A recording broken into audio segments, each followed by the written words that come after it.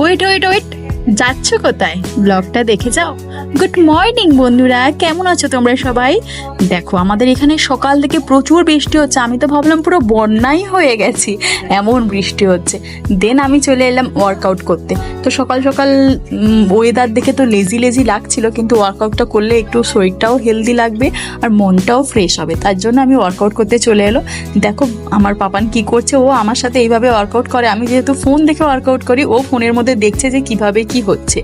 তো তোমরা কারা কারা ব্লগটা কোথা থেকে দেখছো, যে আগে কমেন্টস করবে আমার এই ভিডিওতে, নেক্সট ভিডিওতে আমি তার নামটা প্রথমে শাউট আউটে নেব। তো আমার সব ওয়ার্কআউট হয়ে গেছে। দেন আমি স্নান করে চলে এসেছি। পাপান আর আমি একটু সেম কালারে জামা পরেছি।